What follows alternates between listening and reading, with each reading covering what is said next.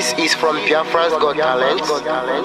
We are letting Biafrans know the reason why we should remember those who gave their lives for us, those who died that we may live. You died to end my suffering. You died fighting for my freedom. Your blood is the seed of redemption. You are my inspiration. The deed no wrong, but them military shots at them. 67 to 70, we remember them. 2016, 38 May, memory still lives in our mind till today. Wonder why they refuse to publicize the genocide. The world media turn blind eyes to our plight. It's time to arise, land of the rising sun. Let's rise one more time, let's rise. Yo, we will never forget our fallen heroes, those who gave their life for us. ONYE massacre, Igbo massacre, Aba massacre. We remember you. Alright. Tell them I got that day. Remember when me tell you say I got that day. Yeah, I remember that one that called us a Blackmail. But the way you put like a papa nuku. But then when we go me tell you what I look pandi, what pandi samiro, me tell you what I day. For me the plan and the rest of man, I tell you what I do. Me never give up, me tell them Fallen heroes, I want to promise you something today. We must fight together, no retreat and no surrender. We must hold them down till the end of time. The most important thing is that we will restore Biafra. May your soul rest in peace. And I look up to the sky with tears in my eye. For other Biafrans, if for freedom had to die, we will never forget you as the days go by. You are always in my heart, will never be apart. They fought for our freedom, they died for our freedom. They fought the Nigerian soldiers in the war front, without food, without guns, for our freedom, for our life, for our own good, for our children. We love them, our heroes, we want them. My heart bleeds when I saw them slain. Where will I be now if not then? They will remain indelible in my heart forever, forever, forever, and ever, and ever, and ever. We serve in your plantation, and the way you paid us back with your bloody starvation. We bled in our history, that the death of our people is a mystery. No going back to get to a victory. I had a voice now call for vengeance. I never get bomb, I'ma blow like a vengeance. Yo, we will never forget our fallen heroes, those who gave their life for us. ONYE massacre, Igbo massacre, Aba massacre. We remember you. Alright. Where will I be now? If not you, you died at Mali.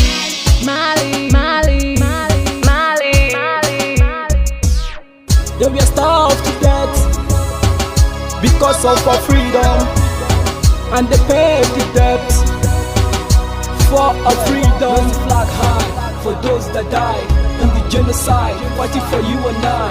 There is pain in our heart, we bleeding inside, tears in the eyes for our fallen heroes. This is for my fallen heroes. Give them a patient people. It's like I'm looking at myself in the mirror. Cause to be a cast, I need to be a nurse. If we did not retire, They paid the ultimate price. They died for the freedom of my unborn child. We live for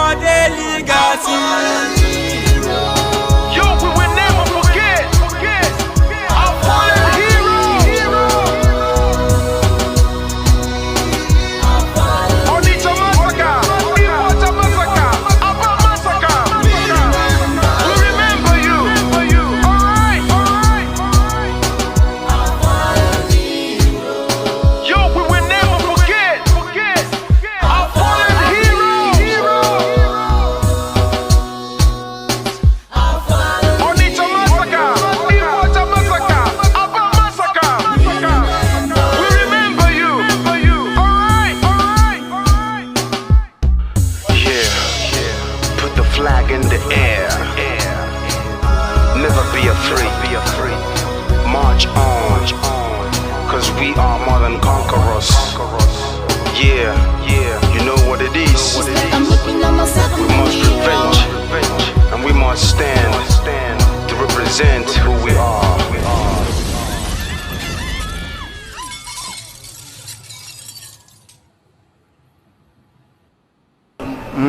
Akara m ihe mbe na-eme mbe si ma chọrọ ofu ukwu ehi ma nke ọzọ mụ achọrọ ihe niile ma ụkwụ ya ma aka ya ma isi ya ma olu ya anyị ga-adọbiri wee pụọ na nke onwe anyị tigata azụ etu anyị nọ tupu ndị ọcha wee bịa ebe a nwa aha obodo ebe a nwe ndị mmadụ n'ime tupu nwa bekee si ebe o si hapụ obodo ya ọ bịa ebe a ọkpọrọ onye nke ọkpọrọ okeke ọkpọrọ okafọ dakata anyị isi ọ sị n'ụbọchị nke taa na anya aha anyị wuzi Naijiria anyị na-aza aha na-enweghị omimi n'ime ya ihe ngwa gị gbasị biko kọwara m ihe Naijiria pụtara enwepụ ya kọwara m ọmụwa ga-aza aha osimiri ka osimiri ga-aza aha mụnwa n'ihi ihe anyị na-ekwuwu na ebe a rụgidere ụlọ a na ọ jọgburu onwe ya ọ dịghị mma Naijiria agaghị emekọtanwu ihe ọzọ ihe ọjọọ emego n'obodo a arụ emego egbugo ndị be anyị aka na-egbukwa anyị ndị Fulani wee chere na mabata be anyị ka na-egbukwa ndị be anyị ruo ụtụtụ echi a na-asị m na ọ ga-adị mma oge ọ na-ekwekwu ka nwee mmekọrịta bụ nke ndị nụkọ nke ndị ụmụnne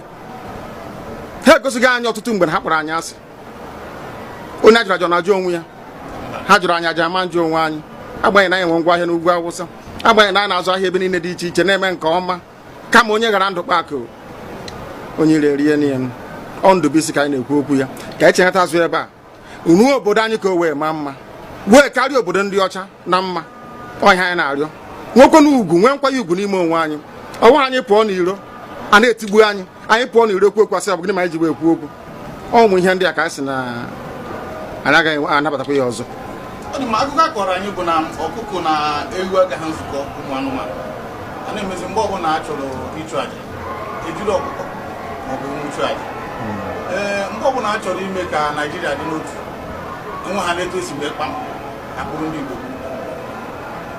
ọ pụtara na anyị bụ ọkụkọ maọbụ ka ọ pụtara na anyị agaghị nzukọ mere ya bụ ihe eji eme anyị bụ ndị Igbo ụdị na ọbara ndị Igbo ahụ kpafu n'obodo Naijiria gaga ọ bụ site na akpọmasị ihe na-eme anyị dịka ihe mere ndị ji oge mgbe gara aga etu akụkọ mba niile dị iche iche ji kpọọ ụmụ Izrel asị a na-egbu ha a na-egbu ha afọ niile aka na-egbu ha o wee ruo oge ugbu anyị asị na ogbugbu a na-egbu anyị na ọ dịghị anyị mma ọ ka mma na onwe ihe kegbuo anyị wu nwere onwe njem a nke anyị na-aga kama na anyị etete n'ụtụtụ asị na onwe onye gburu ebe a onwe ha na-ekwu okwu o doo na onye onwe onye n'aka ụkọchukwu n'ugwu Awụsa ebepụ isi ọnwụghị ofu ugboro ọnwụghị ugboro abụọ ọnwụghị ugboro atọ ọnwụghị ugboro anọ ọ bụ ruo ole mgbe ka a ga-egbugide anyị wee rue anyị asị mba na anyị ga-aga ka anyị nwee ike wee nwere onwe anyị ọ ka mma na anyị nwụrụ ebe anyị na-azọ nwere onwe tụbụ na anyị nọ n'ụlọ etu a mmadụ ibe mabata n'ime ụlọ mbịa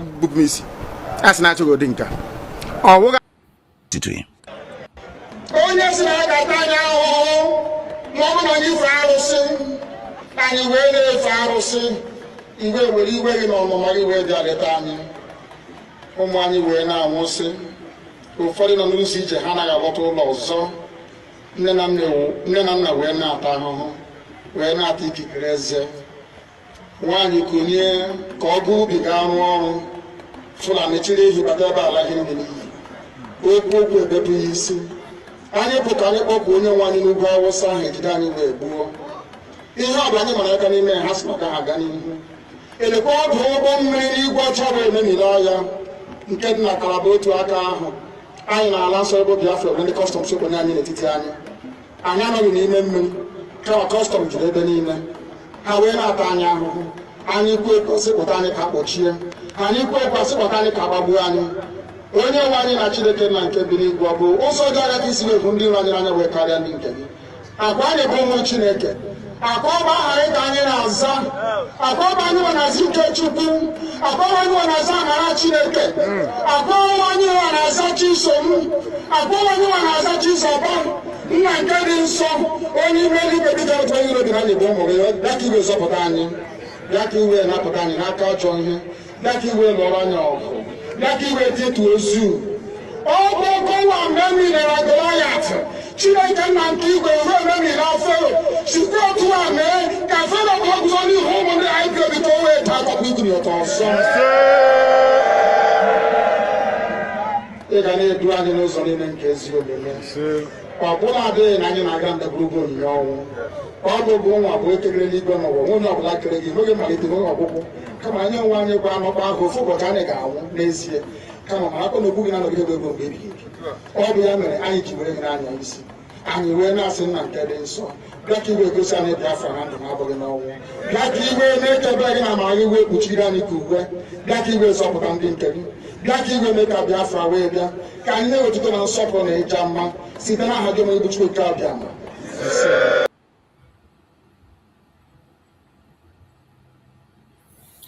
Welcome. Thank you for joining us on this day program. I appreciate everyone that has connected.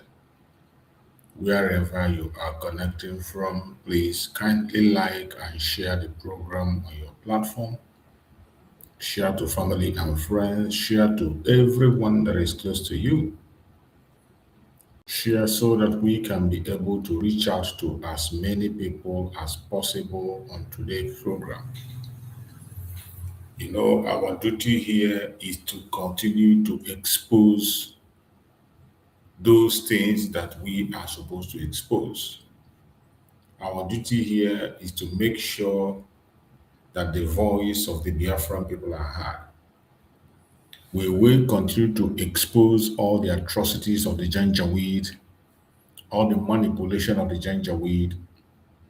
That is our duty, and we will continue to expose them. No matter how they try to dehumanize us, no matter how they try to change the narrative, no matter how they try to push their evil agenda, we will never back down. No matter how they attack us right, left, and center, we will never back down. So I appreciate everyone that has the opportunity to join us this evening. Remember, our evening program is a very quick and short one. And we are going to try to do it as much as we can. We were able to conduct our morning program with all the attack we are having on our platform. There is nothing we can do. We do not own the platform. YouTube own their platform and they can do whatever they wish. So the attack they are attacking our platform is not in our hand. We will continue to do our little best to share informations. The only way you can be able to help us is to share. When you join the program, you share it. That is the only way we can be able to stand strong and continue to broadcast. There is no other thing we can do because we don't have the authority or power to decide how they operate in their algorithm.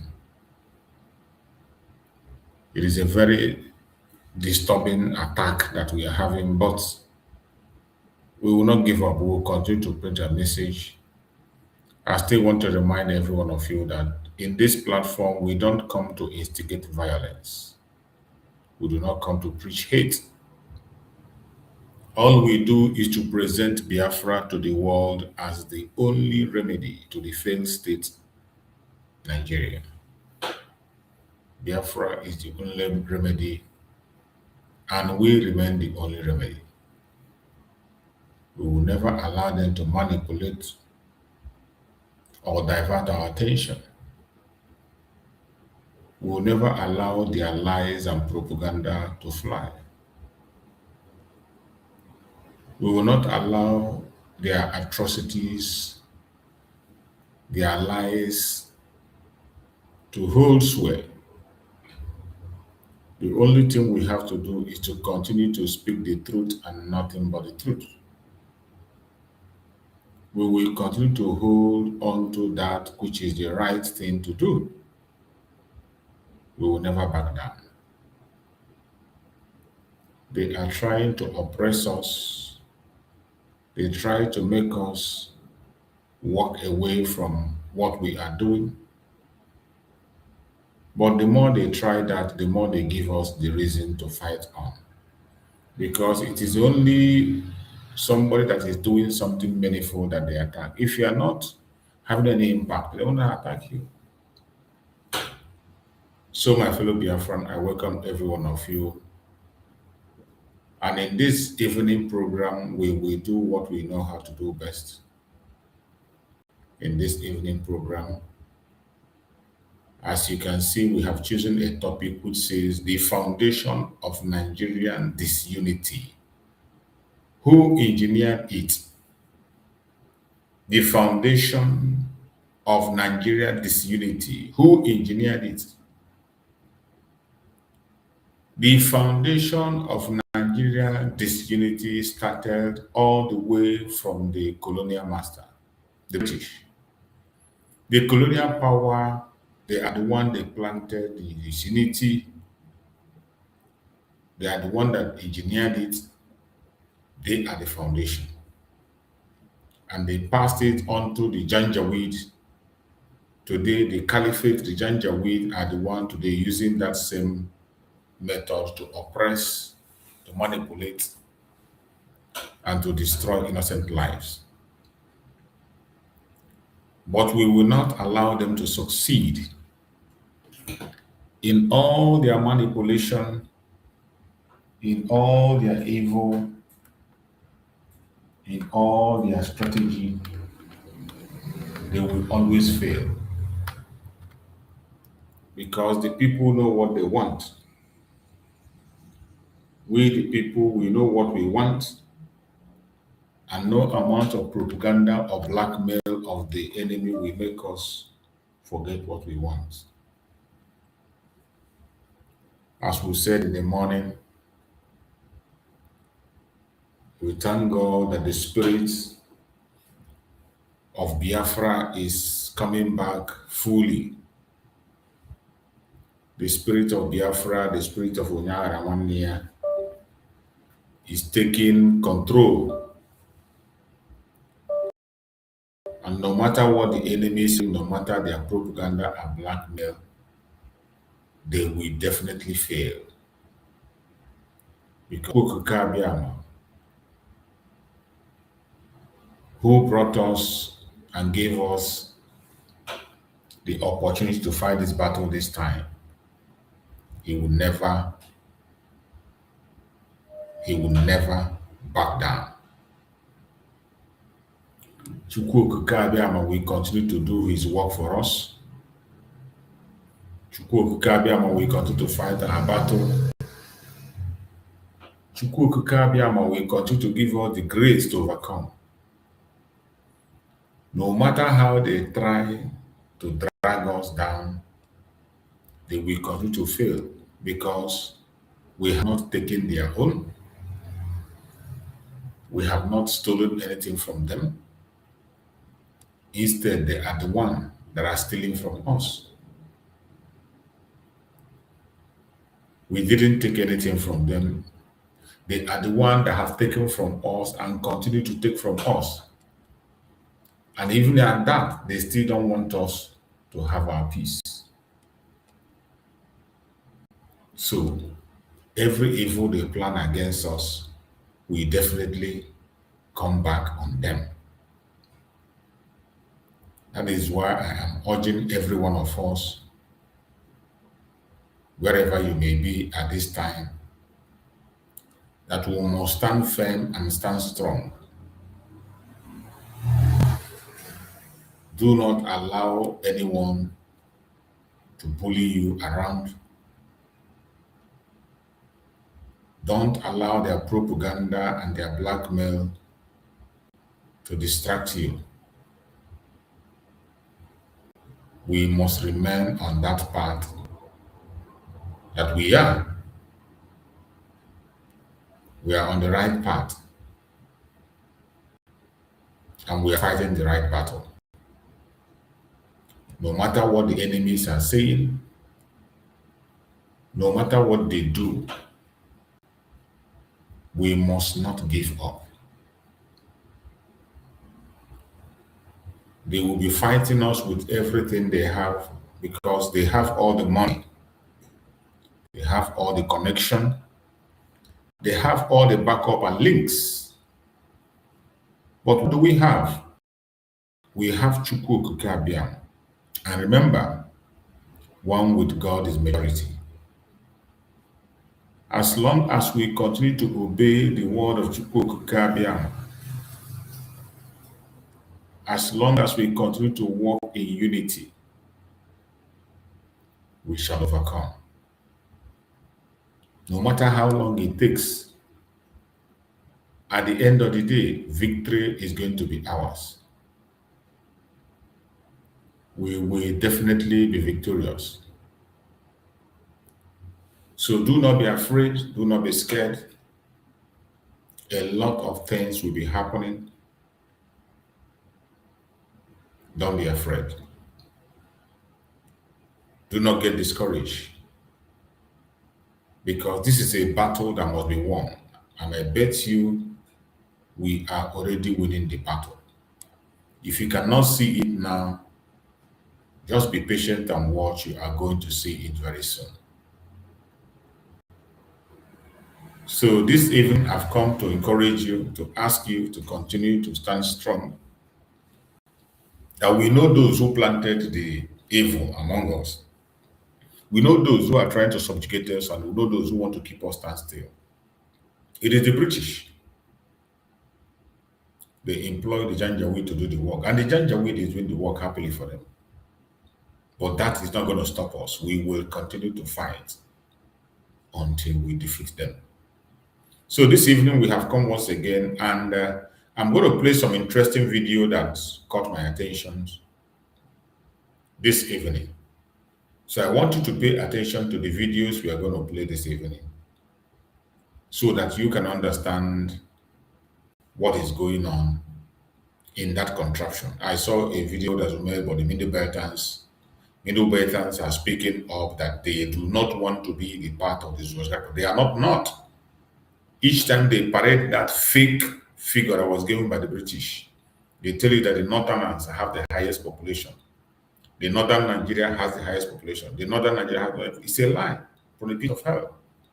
The North does not have any Northern population. They don't have that population they claim they have. The North do not have the population.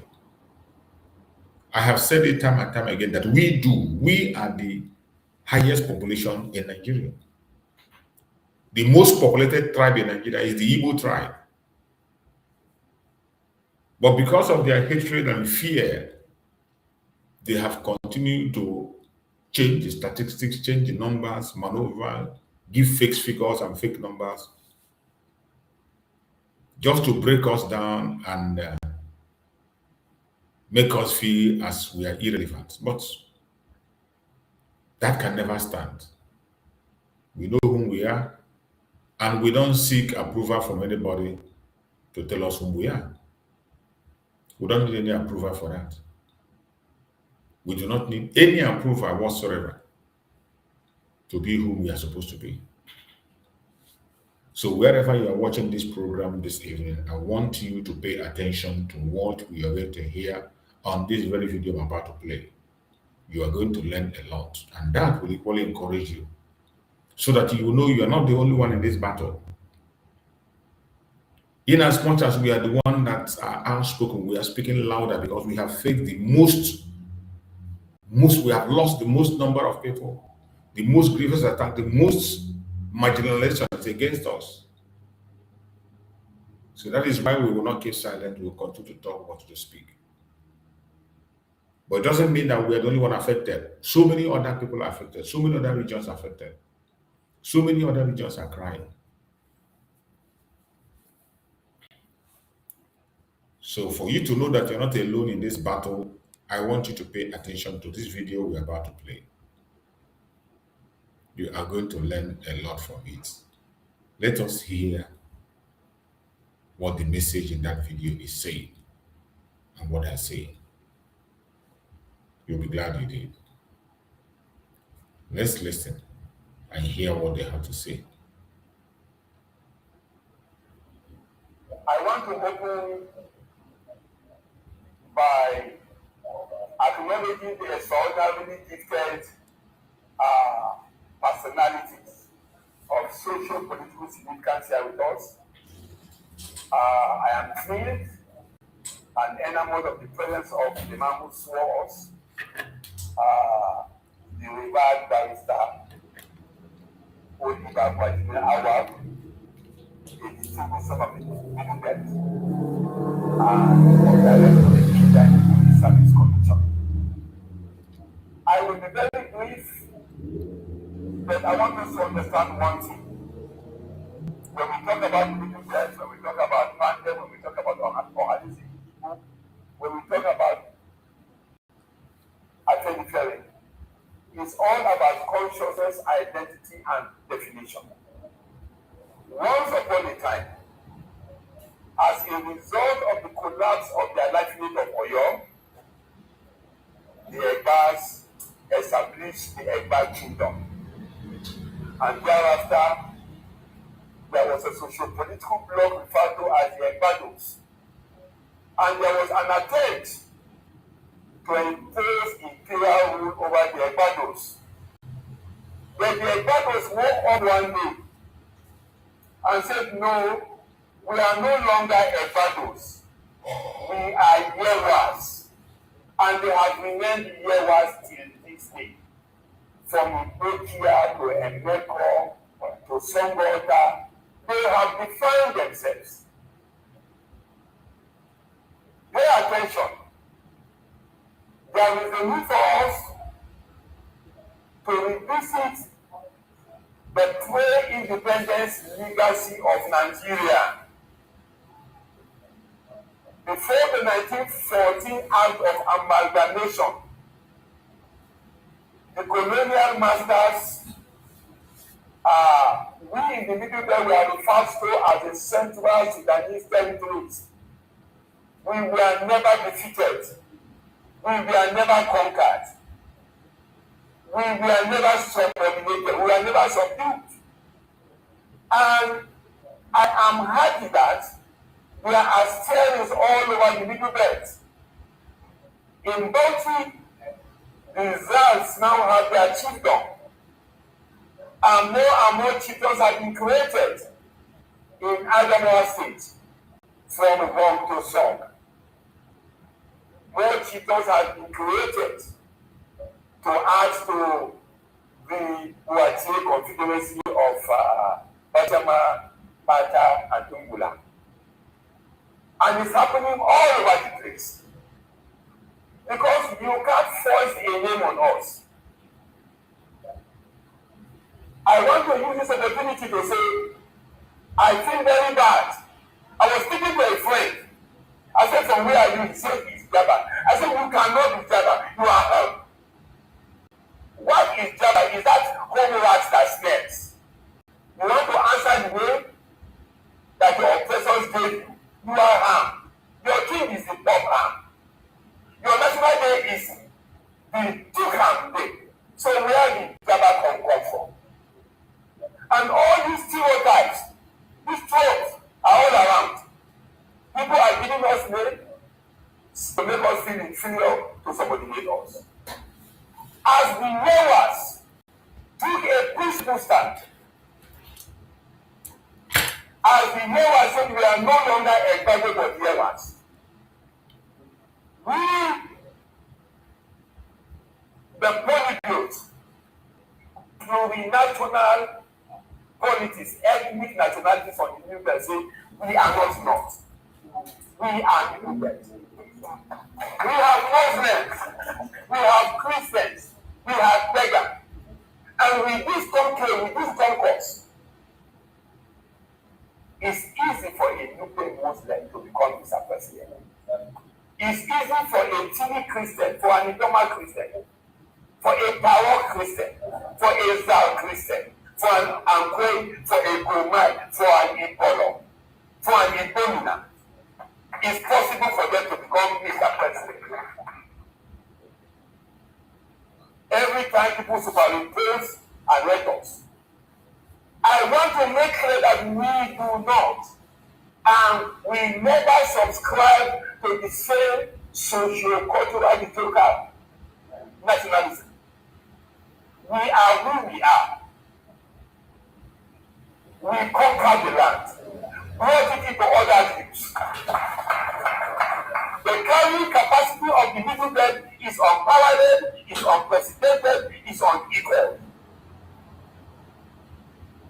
We have everything. And 1 second insult is, you are a minority. So where did that come from? Many Winnipoots have made themselves photographers. We are the done. And when you segregate and you become small, you see that we are really the minority. Taken together from the federal capital territory of Abuja, which is now the political center of Western Nigerian state, I want to assure you that if we come together like we have come together today, we are going to determine the occupant of Aso Rock presidential villa. We are going to determine governors. We are going to determine ministers. We will do it. And people see it and they do not want us to come together. The money said they don't want to see us come together. They don't want to see us unite. All they want is to see us keep on fighting one another. From today, let it be on record. We shall never, we will never fight one another. We will be together and we will always remain together. I want to assure you that it's laughable when somebody wants to be the governor of Igbo State or governor of some middle belt state is outgoing on a video. So somebody who will collect his money and smile, he said he will make it today. He will say, I saw that man. All such people will start with us. That cola nut will come to us. We will eat the cola nut. We will eat the cola nut. And secondly, when we come together like this, we make lose tremendous energy. Pay attention, please. This is a very serious point. If from the day you hear that the Agorok people in Kaura are having their national day, let every people better attend. If you hear that the Igbos who struggle daily and cause battle are having their day, let every people better be there. If you hear that the Kakandas in Budo are celebrating their anniversary, let all of us be there. When they see this showcasing of our impressive demographics, they will be afraid of us. We will receive fear in them because we are the common group that are holding Nigeria together. Absent all that will be known in Nigeria. The single gentleman of the press, I want to assure us that the middle belt have come of age. We will choose our partners. And we will continue to insist on the social contract. Don't bring stolen money to us and say, vote for me in this office, vote for me in this office. The pertinent German question to people to ask is, are there jobs for our children? Are there jobs for our children? Are there land for us to build upon? I came here as a young surveyor in 1981. I was with you that time. The late governor of Oyo State, Surveyor Kola Moishola. He did the cadastral framework but he broke it down. Most of the topographical controls used by Julius Berger were done by him. I was privileged to be a very young, handsome surveyor then.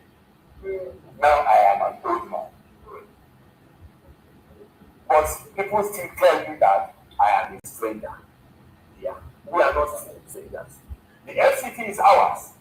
We will carry everybody along with a commodious governance philosophy. And we want to appeal to the indigenous, who are also our brothers of the Igbo belt. The Aborigines, to party with us, we are one. Don't come to us only when when you are slapped and you are kicked and you are muzzled. Be with us. Let us design and construct templates, governance templates and structures of how to kill the elephant and share the meat. Distinguished ladies and gentlemen, if ever there was time for us to come together and take a principle stand, if ever there was time for us to recognize that we can only be great when we recognize the other person, it is now. A few months down the line, the complexion of our politics is going to change. The nationality interests defined by the founding fathers of the Nigerian state are going to be redefined, reassessed, re-evaluated most prominently in class, but that is not the easy one. What are we going to do? We must collaborate seriously to see that we change the objective balance of forces in favor of our people. Distinguished ladies and gentlemen, I want to assure us that we have been in politics. We have been in politics. By the grace of God from the FCT, I was a state chairman. I became a national committee secretary. I became a national secretary. I became a national chairman. And many of them we also have those specialties. And I want to assure you that we are going to come together. We are going to orchestrate technical and material conditions for a convergence. And we are going to stand as one man. When we stand as one man, there will be nothing impossible for us. And then lastly, my attention was called to some campaign stomping where somebody was threatening to banish people, to visit mayhem and assault on people. That is not it.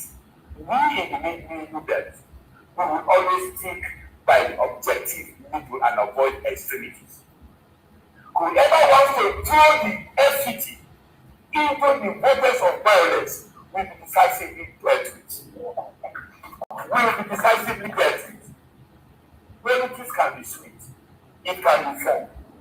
It can be inclusive. And that should be our ethos. In the closing, I want to acknowledge our compatriots from the south, from the southeast, from our native. And one of them is hiding from the southwest, Pastor Williams from Ondo State. I don't know why he's hiding. I want to acknowledge all of them. I want to say we in the middle belt are prepared to rub minds with you. Let's go to the governance table, what will impact our people, and then the general people of the FCT. I believe with that, nobody will come back that will be to see flyovers and high-rise buildings. People will come to have a piece of the action, to have their own share of the national cake. And that is possible, that is feasible, that is attainable, that is doable, and that is realizable by everybody. I am ready. You just heard it. That was the Middle Belt leader speaking. They say they are not the North. The Middle Belt is making it very clear that they are not North. You see, when the North will come and parade numbers and tell you, oh, they are the number, they have the number to make you president, they have the number to do this. Sultan of Sokoto will stay in his palace and become the commander-in-chief of Nigeria. When the Fulanis will be controlling Nigeria as if it is their palace, they tell you they have the number, they threaten you with the number. This is the Middle Beltans Forum. They are telling you that they are not North. The Middle Belt, you just saw them, they say they are not North. They are on their own. That is what they are saying in that place. They are forming their own block, and nobody should give them the identity that they are not. So you can see that Chukwu Okike Abiama is answering prayer, and everybody is waking up and doing what they're supposed to do. In fact, we had an alliance with them before. When Mazin Nandekano was around, Mazin Nandekano started the alliance. Mazin Samoneba also entered the alliance before they went out of the picture. You heard him saying there is a person from Igbo land there. You heard him say it. He also said that somebody from Ududua who is hiding. He doesn't know why they're hiding. So that is what it is. I want you to know that we are not in this battle alone. And by the special grace of Chukwu, we shall win. I saw another video that was made by one brother again, the guy that spoke against about the Obi Kubana's character and whatever. And so many of us got angry. So the guy have seen the video that was made by that traditional ruler. And he came out also to congratulate the traditional ruler and he apologized. For those who were angry, for me, I wasn't angry with that video. The video that guy made, Fayoshe, I wasn't angry with the Fayoshe video. Because I knew where he was going.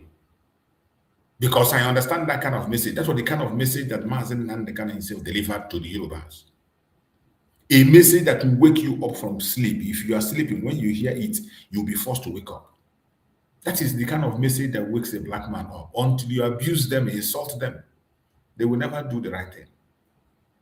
So when Fayoshe made that video, I wasn't angry. I wasn't angry.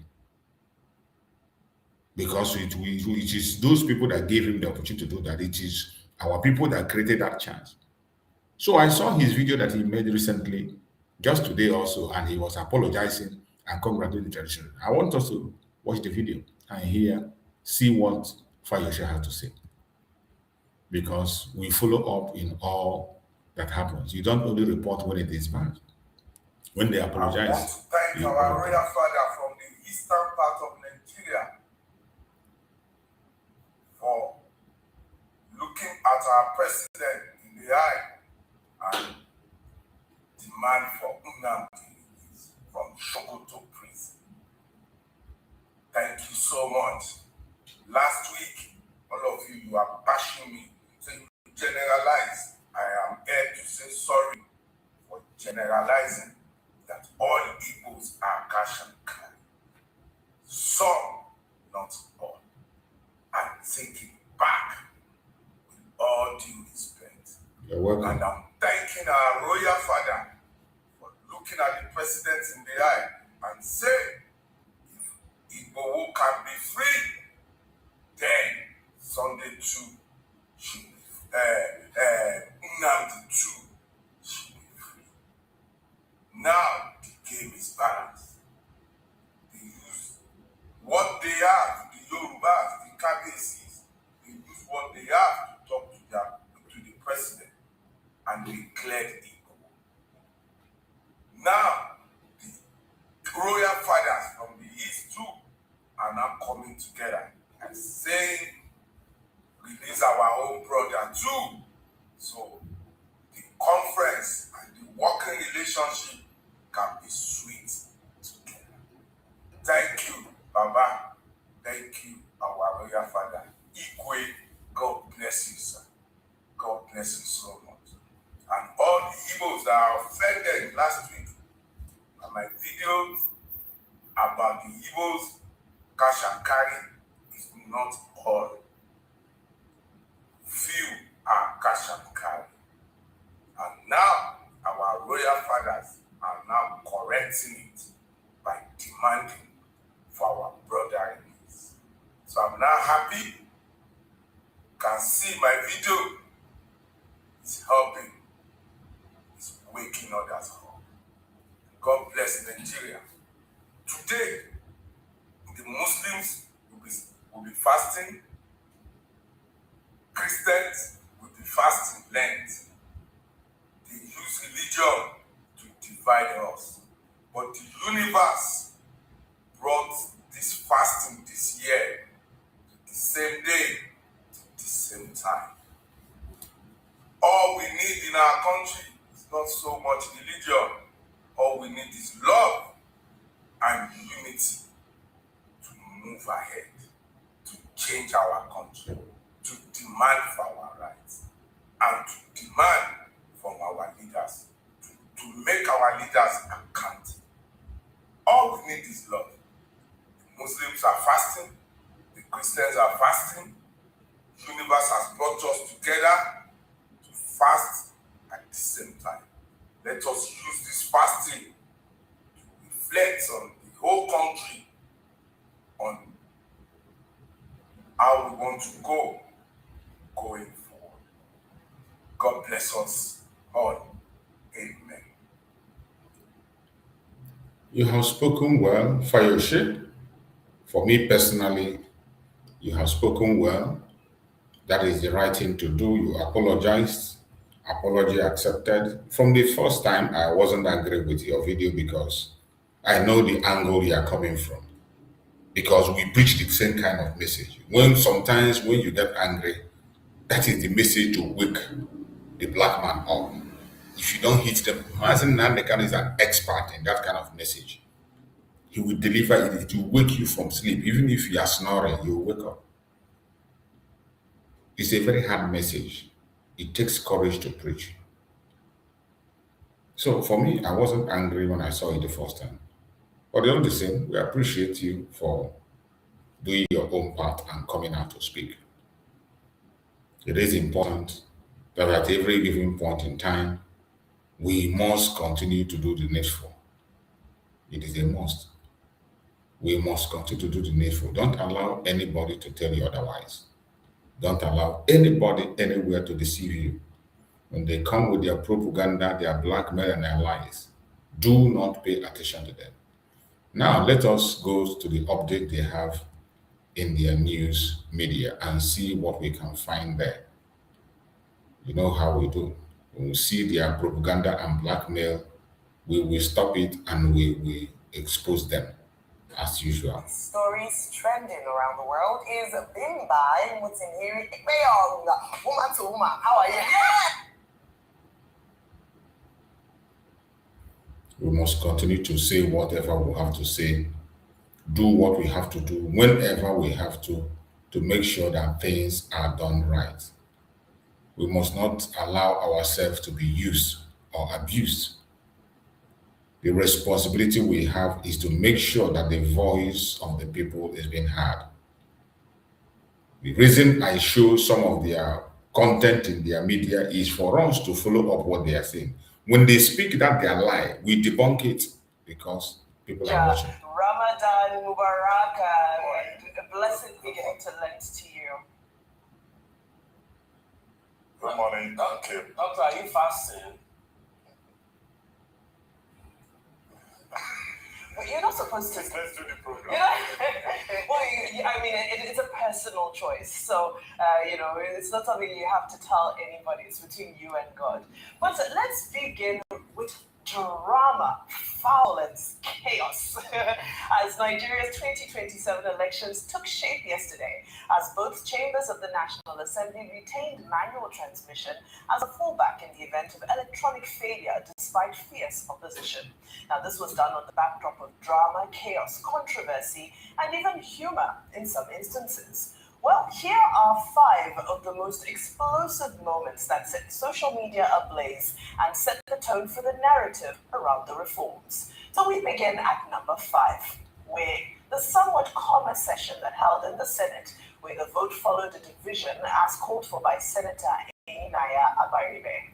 Well, this inspired the Senate President, Godzilla Fabio, to taunt him and mock him as he accused Abaribe for doing this to elicit positive feedback from social media users. What Senator Abaribe is asking for is that he would like to be seen there in the social media. Mr. President, that is not true. I am talking for Nigerians, not for Senator Abaribe. I want Nigerians to know.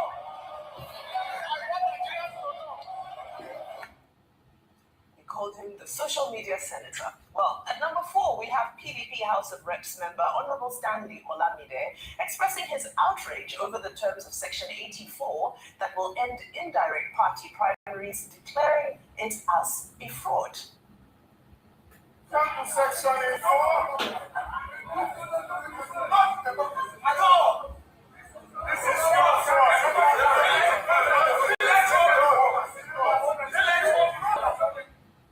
Well, at number number 3 is the moment the Speaker of the House, Honorable Tajuddin Abbas, affirmed the motion to rescind the Electoral Amendment Bill as passed on December 23rd in the House of Reps, and this was in order to align with the Senate's position on the bill.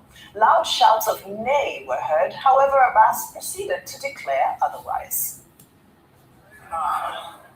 Those against you say nay. Mr. Speaker, sir.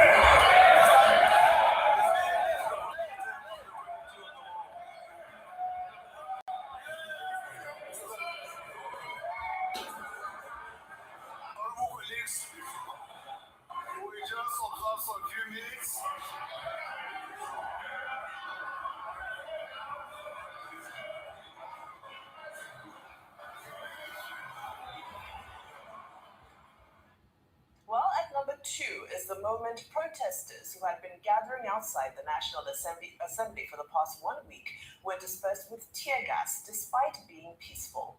Activist ONYE AGHANA was amongst them and detailed how he felt that this tear gas was more intense than the usual. Gas. They were gas with a poisonous gas. It's not a tear gas.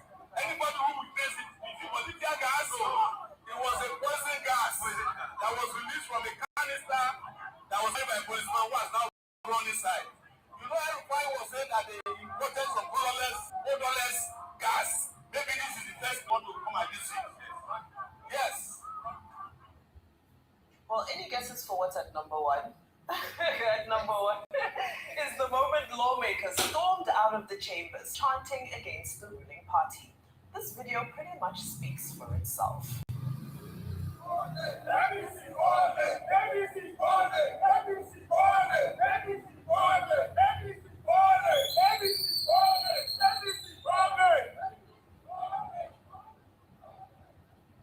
Well, it was tough choosing 5 moments because there was so much drama yesterday, but we tried to sum them up.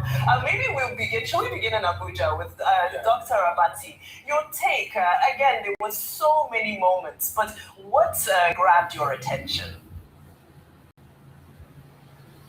Well, I mean, the drama was, of course, foreseeable, and so nobody should be surprised that yesterday you had some persons, minority caucus in the House of Representatives, chanting that the APC seems determined to rig the election in 2027 on the basis of the disagreements that they had with clause 60 sub 3, which is about electronic transmission, which they insisted must be done real time and that it should be mandatory.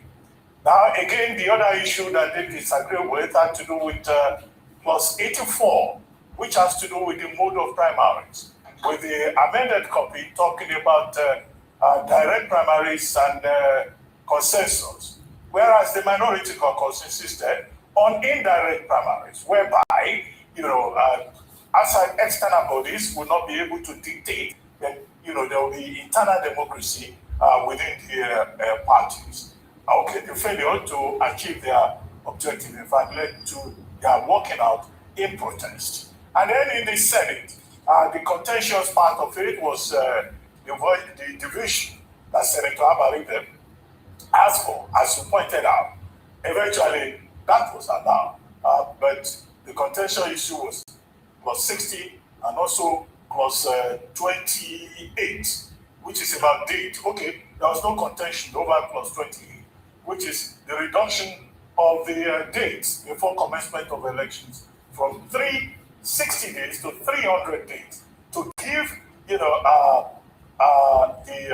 INEC room for maneuvering with regard to the election coinciding with the elections with Ramadan. However, we've not seen the end of the drama.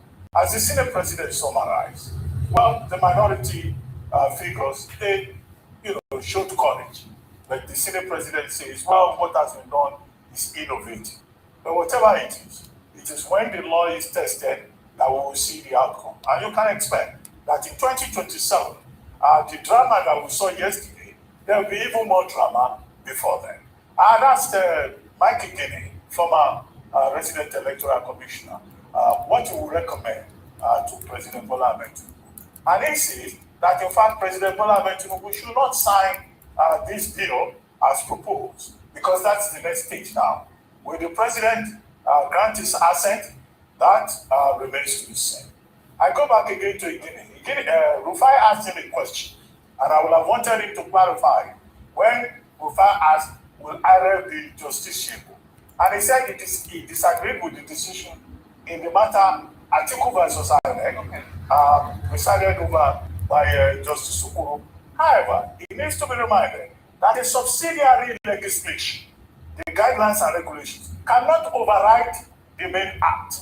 And that is the decision of the same Supreme Court in Jagade and another versus INEC and another. So a subsidiary legislation cannot override. That was the decision at the JSC in that particular case. Well, like you said, very aptly, Dr. Abati, there's going to be more drama. Very quickly, Rufai, because earlier in the show I heard you speak on Senator Baribe and the fact that, he stood his ground. And now he's being taunted for that and they're saying social media senator. But is it not Nigerians that are on social media anyway? And, social media being a tool that is now being used to hold people accountable. So even if he's a social media senator, I don't think that should be an insult. I think it shows that he's accountable to a constituency.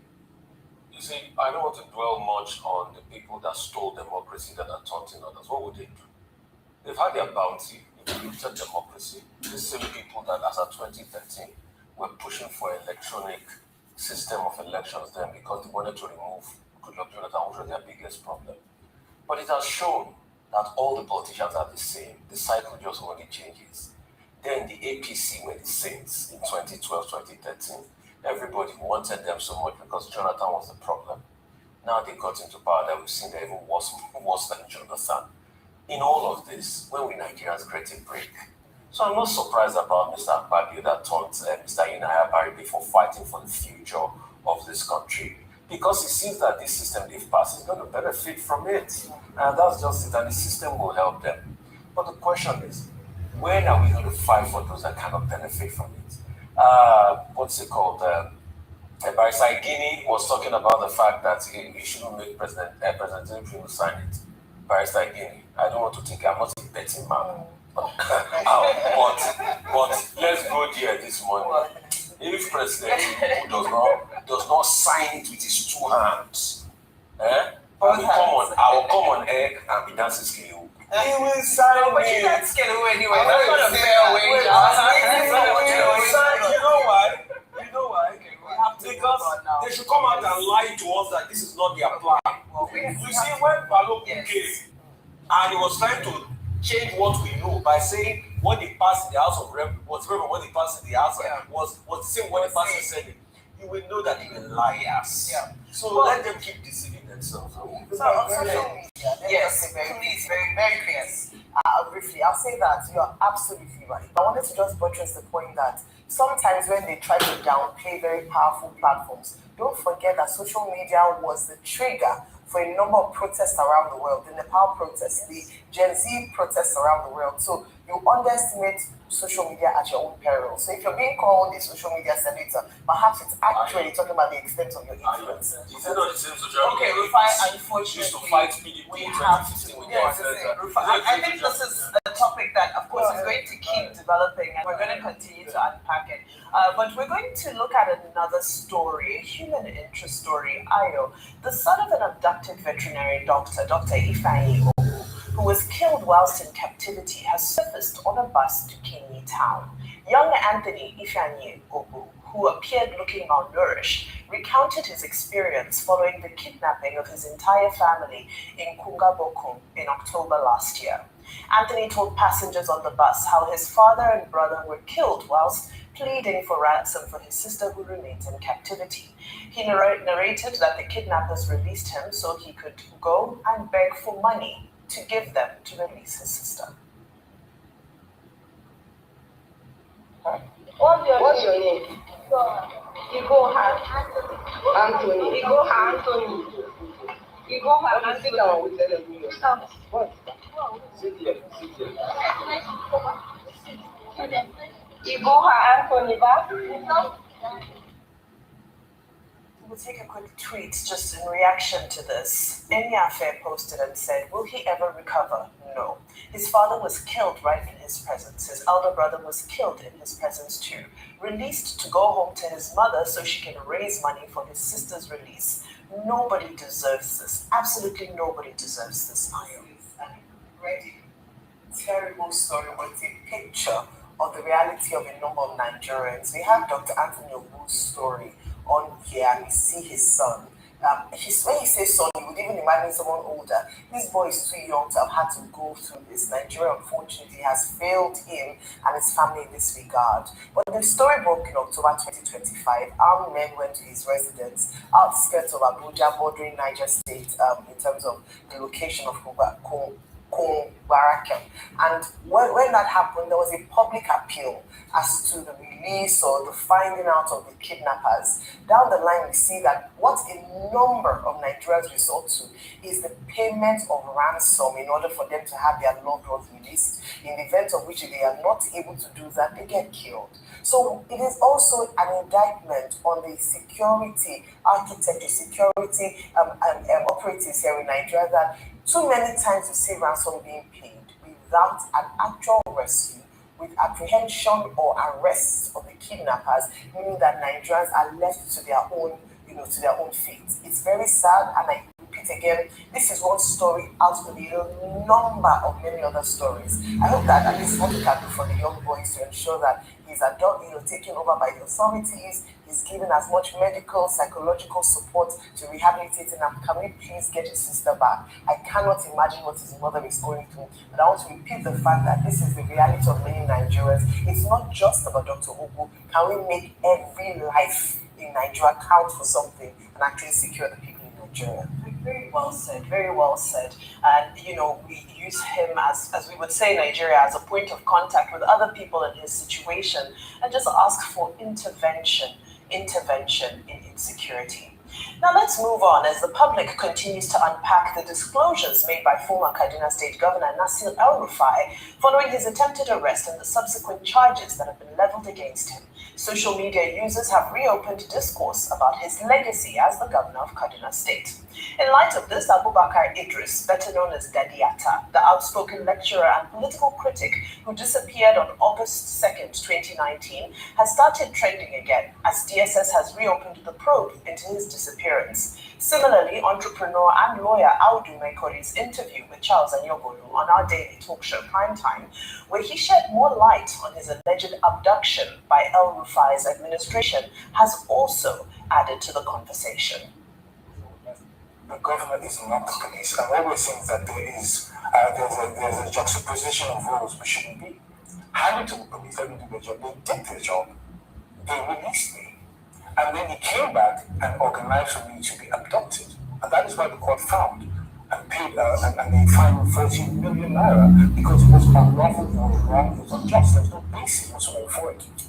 Well, there's so much conversation on this on social media. Let's quickly go to X, where Francis tweeted and said, being in opposition is all it takes for this government to know what to do. Daddy Atta disappeared years ago. His family cried and pleaded for the government to do something, but nothing was done. El-Rufai is now in opposition, and suddenly they remember to investigate. Sad. Bushman said, if there's anyone who the media has done so much damage to his persona, it is El-Rufai. Most of what he is being accused of are only figment in the imagination of his accusers.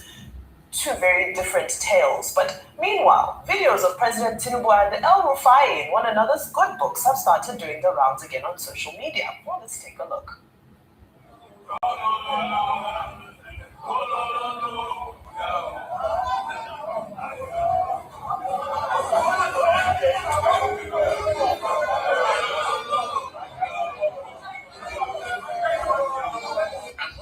Openly begging Nasir El-Rufai not to run away for additional degree. Dear brother Nasir, make a promise. We won't let you run away from the country. That's the only way I will leave this podium. I promise. Okay.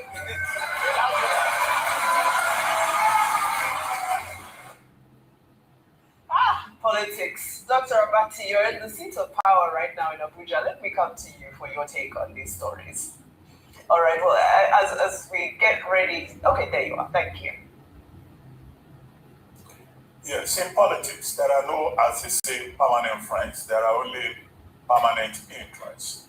And, I see that you play the tape, taken from when the president was a good friend of Nasir Rufai, former governor of Kaduna State. But now the situation is different. Maybe perhaps in the future, their interests will align again and they will become friends. That's what that maxim about politics is all about. But the main story, however, is about Daddy Yatta. He was a lecturer in the Federal University, I think, in a place called Dusima, but he had his own in Kaduna. And he was a very staunch critic of the Kaduna State government at that time when we had Governor Nasir El-Rufai accident was in the saddle.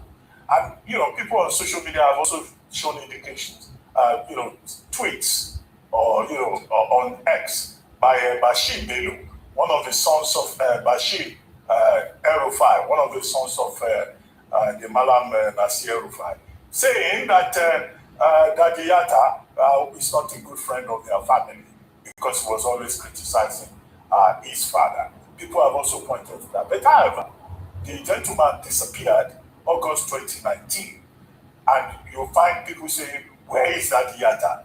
6, close to 7 years later, Daddy Yatta has not been found.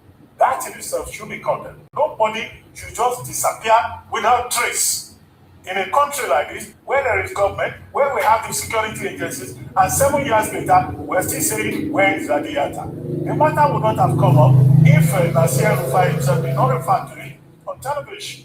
When he said, well, he did not know any Daddy Yatta, he had no connection with him, and that investigators should look in the direction of Kano State, almost finger-pointing former Governor Ganduje, who was governor of Kano State at that time. Now, so it is what has now brought up the issue. I think it's not fair at all that a human being will disappear and we will say we will now start investigating 7 years later. So there is a problem about the timing. There is a problem with the fact that anybody can disappear in the country. But we urge the investigators, now that they have woken up, not to leave any stone unturned, whether it's in Kaduna State or it's in Kano State. And maybe Malam Nasir Rufai will also learn some lessons from this. Vulnerability is never an asset. When you talk too much, you can talk yourself into trouble.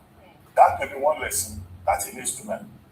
And a very apt point. 7 years, almost 7 years, and we're still asking, where is Daddy Yatta? Rufai, your very quick takes on this. For the fact that we are shamefully asking where is Daddy Yatta because a political radio happened between El-Rufai and people that he was in bed with before is an indictment on our country. By today, we should have brought out Daddy Yatta and he should be suing and claiming all his rights that have been denied him all this while. That's if we know where he is. So it's not a time to be asking where is Daddy Yatta. They should bring him out wherever they kept him. But Vimba, are you surprised? You see, this country, sometimes when people talk, you think we just talk. I don't know, maybe you have gotten to this country, but do you know that a minister of justice was killed in this country, never got justice? Do you know what killed his wife? The heartache of that exercise. His wife was a justice in the temple of justice in this country. The heartache that her husband never got justice killed her. Just that you look at it. So how much more Daddy Yatta? Today now, El-Rufai pushed it to Gandhi. Gandhi said, no, it's not me, they are pushing it to each other. You heard the account of Mekuri. That was how they came to take him, and El-Rufai forcefully put his hand all over that, despite the fact that he, as Mekuri claimed, he retracted. You see, we don't have a country. What we have is a joke. When it happens to you, you will understand. No, Vimba. I have to say God forbid. No, but I know what you mean. Yes. Yes, sure. So, the people that Nigeria happened to, the over 40 people that were kidnapped as I yesterday, that Nigeria happened to, didn't they say God forbid? They said God forbid, it's true. It happened to the Yatta now. Yeah. Who is this? We have a joke. Well, we can You know, I think it's all about, that's why we're here at the advocacy, for us to be able to demand better so our leaders can do better for us. Well, meanwhile, as Ramadan and Lent officially begin, a Nigerian cleric known as Prophet Sam Olu-Alo has sparked commentary online after his claim that having the 2027 elections during the fasting period would discourage election malpractice. Prophet Alo made these comments on Monday at Jesus City Camp in Lagos after his church's annual fasting and prayer session. Speaking with journalists, he said in part that he supports INEC's decision to have the elections on February 20, 2027 during Ramadan and Lent because the fasting period will help the public to prayerfully elect their next leaders. He added that having the polls at this time will give us the opportunity to do things with the fear of God and not manipulate the elections. Well, I know several people will stand in contention with that and say there's so much hypocrisy. But, you know, Ayo, we've got the FCT Council elections coming up this weekend and they will fall squarely into Ramadan. You know, do you think there will actually be any impact on the election on the fact that people are fasting? You know, I said, I said it earlier this week that, you know, tongue in cheek, that let's even have the elections during the fasting season. Maybe we would have less ballot snatching. But many of these people have a religion that they follow. So maybe during the holy months, they will just be more pious. You know, Nigerians like to keep up let me not generalize, but sometimes people like to keep up appearances and they're like, oh, this is a holy month, I don't want to sin against God. Let us do it during the month and really test the religiosity of Nigeria. But we'll find out. But let us see, you know, the FCT elections like you mentioned, and that takes me back to a more serious conversation around the fact that as a secular state, should this conversation around elections being held during fasting season even occur in the first place? Because like I said, it's just the hypocrisy of a number of people. Because whilst some people are fasting, some of them are still partaking in all of these things that destroy the nation. And so, yes, it might be a time to pray, but we're always praying in Nigeria. There's a place for prayer and there's a place for action. You cannot do one without the other. Even the Bible says praying without works is dead on arrival. So I think the important thing is just to instill in Nigerians that the value system, you know, respect for democracy, a respect for institutions and structures, a respect for, you know, for the rule of law. I think that's the most important thing. It's not about religion, because a number of these people who are committing these atrocities, who are corrupting themselves, are religious people. So it's not what you profess, it is who you are and what you do. That is the loudest. It's by your fruits that we shall know you. It's by your fruits that you know, I love that that's the point you landed on, Ayo, because reactions have trailed a viral video from President Bola Ahmed Tinubu's trip to Adamawa State on Monday, which shows the moment that an APC fabric-clad woman sprays popular musician Dauda Rarara with Naira notes in front of the president. The woman was reportedly immediately cautioned, but let's take a look.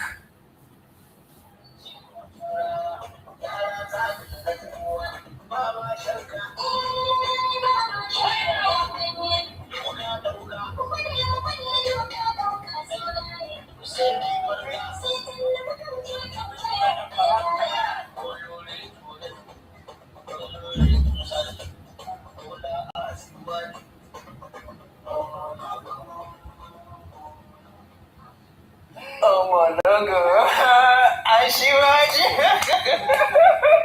Money spraying or using Naira notes as props, of course, we know is illegal. It is called defacing the Naira. EFCC. I read that woman. Let's start from there. Dr. Abati, your quick take on this moment of, can we call it temporary insanity? No. You know, in Nigeria, people say spraying Naira and all of that is a cultural thing, a way of appreciating people. However, in our laws, it's an offense. Section 21, sub 1 of the CBN Act of 2007 says you cannot treat the Naira in a way that devalues it. It's a national symbol that should be respected. Hence, Bobrisky was taken to court. Hence, Big Cubana was taken to court, but he had a very smart lawyer and he was able to escape the penalty of a fine of either 50,000 or 6 months imprisonment or both.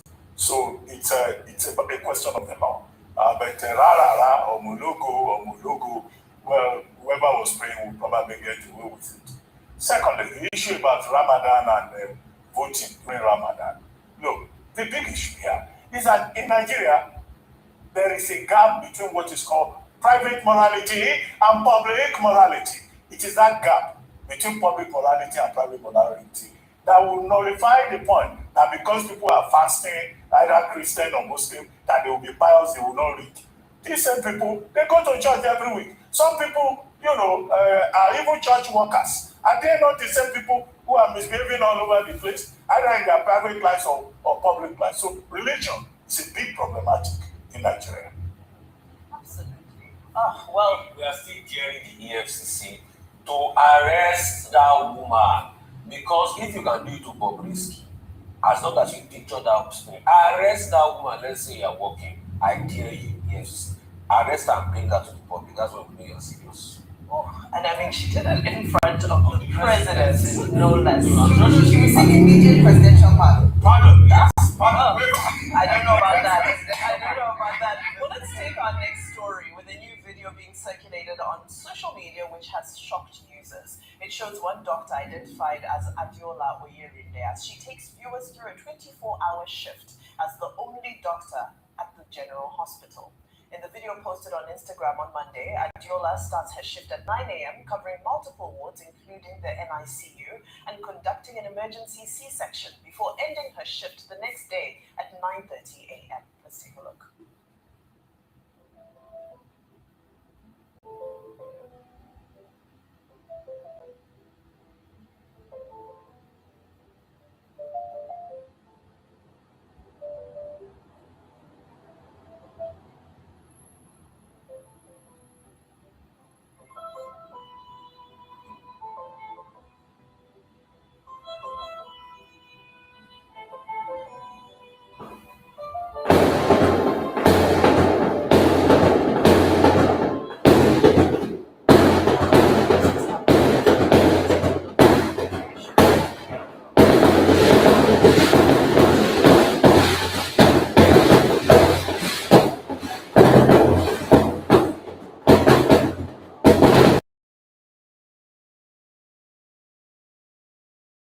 System, but also just to celebrate her and the good work that she's doing. However, with the Rufai, you were making points about the budget performance, how much of the actual budget for the Ministry of Health has been released and realized, and then you see that this is the state in our healthcare facilities is unfortunate. Very quickly now, in another development, a new video of an Australian writer and strategist, Mark Pollard, has sparked controversy online as he demands in a now trending video why begging culture is so rife in Nigeria. In a video that has now garnered thousands of comments, Pollard recalls his recent trip to Nigeria and questions why he was asked for cash numerous times at the airport, security checkpoints, and even at his hotel. Here it is. Nigerian friends, is your entire country set up to shut people down? Because coming in and out of the airports, I was told that you give cash at least 10 times. A lot of the roads have security checkpoints, but are they security checkpoints or shakedown checkpoints? Even going into my hotel, people weren't just looking me up and down to see if I was carrying anything dangerous. They were looking me up and down to see if there's anything that they could ask me for. Am I overreacting? Because this must stress you out on a daily basis. Ayo, some people on social media have started calling Nigeria Abegistan. Abegistan. Face palm on. So terrible. I mean, the truth is that this man hasn't said anything that a number of people are not familiar with. We are familiar. In fact, I think the embarrassing thing is that it is bad behavior that has now become culture in such a way that it is expected and it is almost understood that, okay, you have to drop or anywhere you go to, if I really greet you, there's kind of particular greeting, madam, good afternoon, I just bring out the money and give, because that is the whole point. But it is embarrassing and we need a full cultural shift if we are going to deal with it. So I want to apologize for behalf of Nigerians to Mr. Pollard for your experience, and also for all Nigerians who have had to go through extortion in the form of begging, but it's also finally a reflection of the poverty, not just in terms of poverty mentality and mindset of a lot of Nigerians here. It's very sad, and people should not be put under duress to give. That is it. This is not Uzbekistan, so we need to make sure that we do everything possible to get rid of that brand for Nigeria. Now we go to milestones, where today we are remembering the life and the decades of impact of Reverend Jesse Jackson, one of America's most influential black figures of the 21st century, who died at his home in Chicago on Tuesday morning at 84.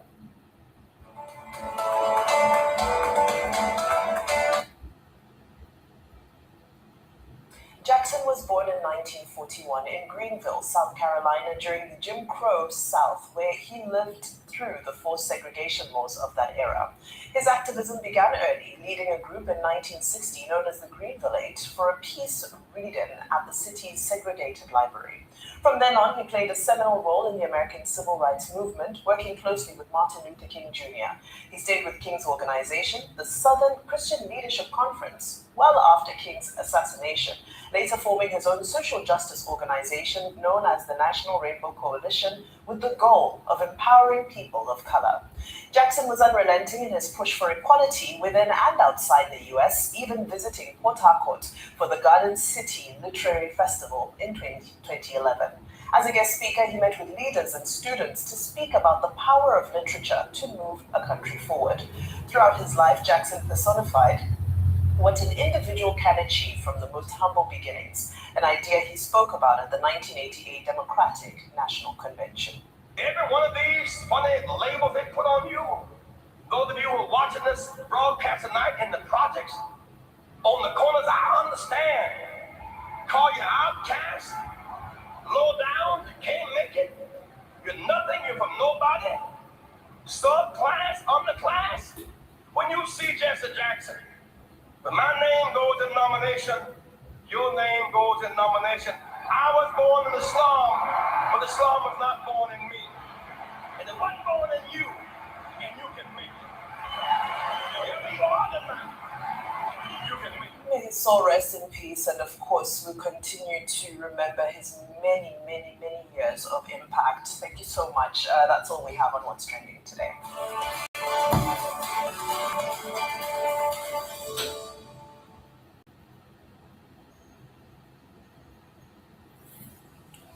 So that is it. We have had it. We still have one more video to look at. Let us look at it. You see, these are just updates. It is important we look at the media and we continue to bring information to your doorstep. Let us look at one more video before we call it a night. Now, just the other day, Nigerians were informed that the collaboration between the United States and Europe results to the extent that the United States will deploy some soldiers to Nigeria for reconnaissance, training, and the rest of them. 100 of them we heard around Nigeria not too long ago, over the weekend actually.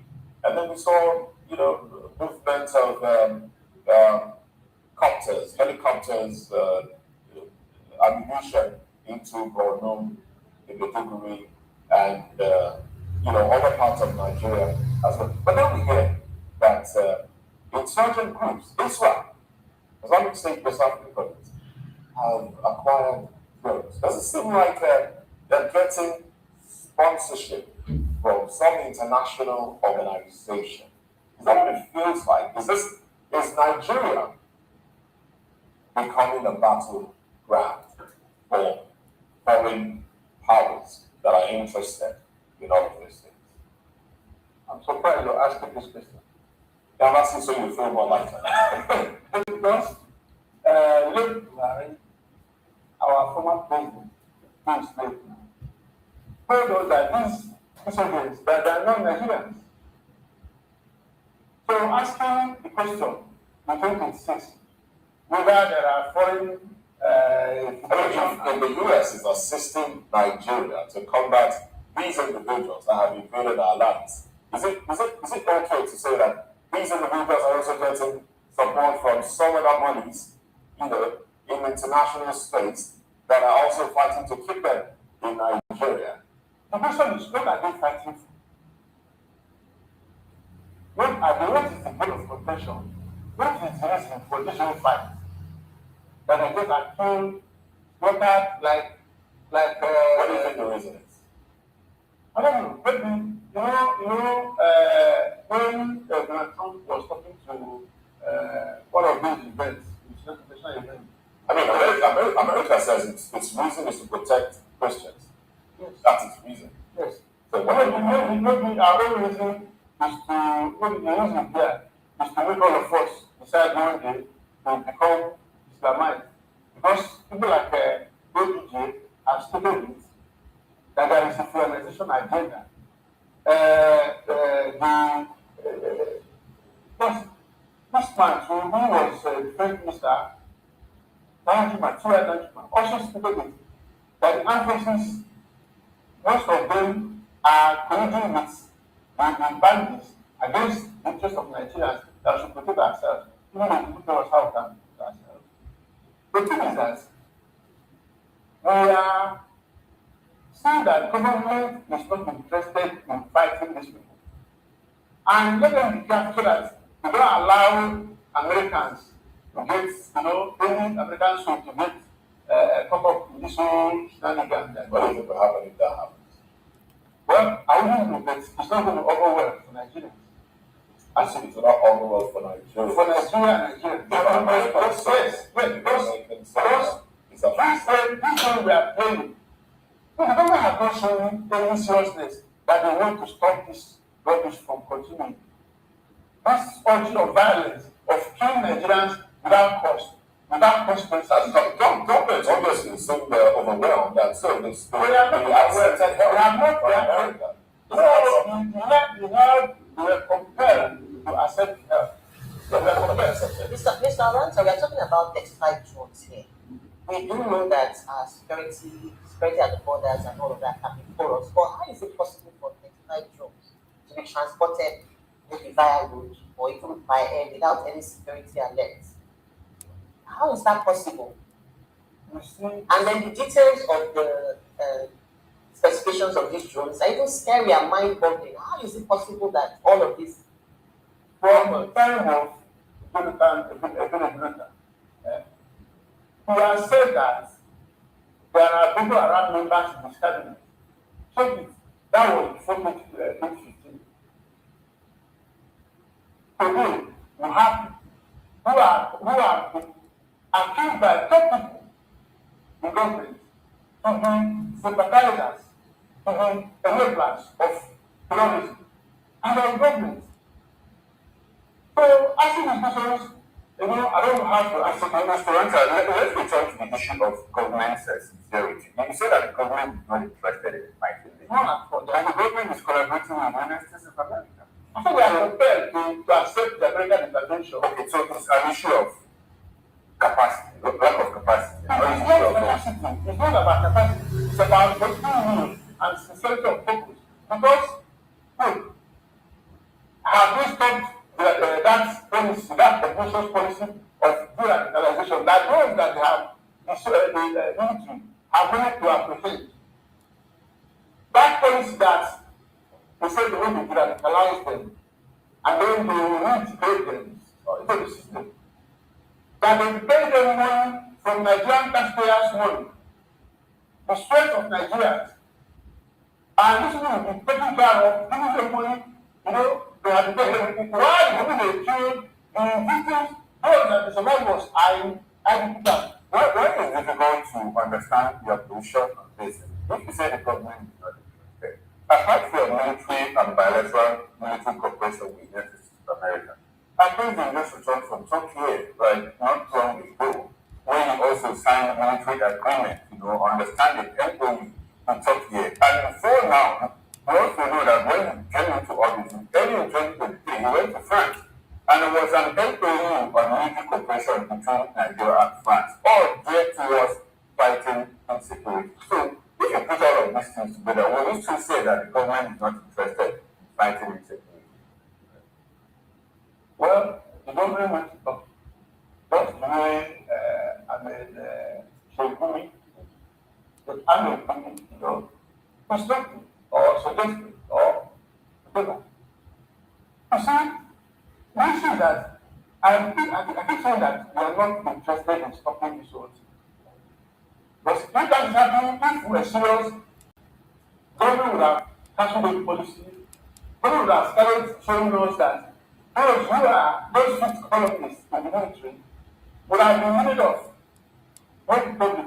And the list delivered by UAE, when they say Malami, as especially put it out when Malami to read the list, and that is all the look at the UAE and get the list. When other people blame them and shame them, prosecute them, and they don't really know. Okay, will it be appropriate to say that well, government might be interested, but they are not doing the right thing? Like they are not interested and not doing the right thing. If I'm interested and not doing the right thing, why not doing government? When it came something of interest for them, when they move, they had the capacity. When they move it to the Republic and fail and the government was come. So apparently it's not the lack of capacity. Lack of capacity. And we are buying more capacity by collaborating with other countries. When we get this, let us say that we should ensure that these whole things will not lead to the loss of an American soul, their soldiers in Nigeria. Because those people don't play with their citizens. The lack of every American is taking so serious. That was why they came there and went to the border between Nigeria and Nigeria and rescued an American from the hands of terrorists. And on their way going, the women flag or saying, you can't move. All right, let's quickly run to Wakaway. We still have Dr. Dennis Ekemeze. Dr. Ekemeze, I'm sure you have followed this conversation. Now, Nigeria, the ISWAP, the Islamic State of Capital Project in Nigeria, has acquired 35 drones to help them in fighting Nigerian military. I mean, this sounds scary. How do we react to that development, especially within the context of the arrival of 100 American soldiers? Now, the issue is that America has told us that well, they are going to be involved in not in field operations, but in tactical support and intelligence. Now, these drones have the capacity to target areas where we have Nigerian military. I would like for you to tell us what might happen if they use these drones and target where American soldiers are involved in intelligence or tactical support operations. What might be the likely outcome of all of that? It's shocking in the sense that it's portraying a terrible situation in Nigeria. And from your question, I don't think America will take it lightly. Just as my colleague said, they are very interested in their citizens. And everything possible will be done by America to protect their citizens. And that is the major issue. Another question is, what is Nigerian government doing? What is the nature of the collaboration? Because you mentioned the signing of the MOU, where the terms or the spirit and the letters of the MOU not to you, even if what is the political way and political question. And we are here in Nigeria scrambling for electronic transfer and then accessories of national security advice. And it was the question, how do they know such a thing by information gathering, surveillance, and intelligence gathering? So the nation security and is becoming a very terrible situation. However, America will not allow these things, I will not allow the cost that have set up to violence. Dr. Ekemeze, when we frame issues around authority, or lack of political will, are we actually being fair to this government? Because the guest in the studio, I just read out to him, and I'm sure that you heard it. Three efforts the federal government, the current administration has made to sure that, well, we are interested in routing out terrorists. They went to the United States, there's collaboration. 100 of them here. Our president just returned from Turkey when he signed an MOU, military cooperation. And we did that way back in 2023 with France. So what happened? I mean, if the government didn't have political will, the leadership didn't have political will, we will go to settlement. We want to move to myself. The political will has not been interpreted for people to move. MOU. You can sign MOU. Yes, but what is the content? What is the script and letter of their signing of MOU? That's the question. So now, can we take that of the United States of America now? Can we take that of the US? So now, President of America was by force. Great. And we have the first lady serving the job of senior affairs ministers. What are we protecting in Nigeria? What is the best? Of course, don't answer it. Well, can you speak? Until those people involved are not known by the government, then we will know their political interest is. It's a kind of interest. We want us to say, then we know that the people is just said. Because I'm talking about the United States, and we said, when you say it was forced, the soldiers are here now. And Nigerian government could have said, no, we don't want the soldiers. Because at some point, Nigerians look at them. Spirit power. They are doing spirit power. I hope you know that. Question, persuasion, and diplomacy. This is international politics, my friend. Okay, so we are not saying that the American forced its way into Nigeria. Is that your position? I said you can use persuasion, you can use diplomacy in international military strategy. Okay, so whichever angle you want to take it, the analysis in here.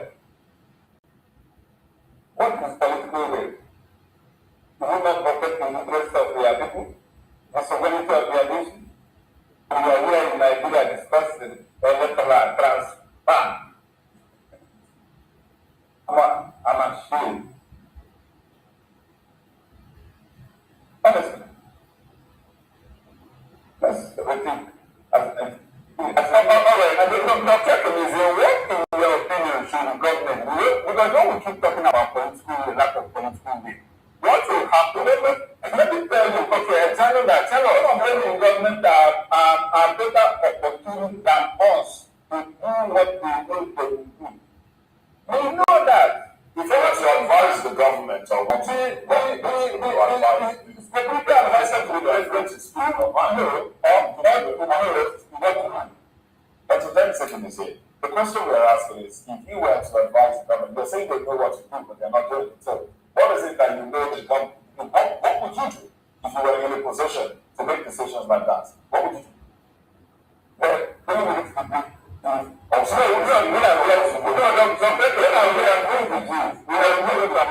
Or you basically don't know what to do.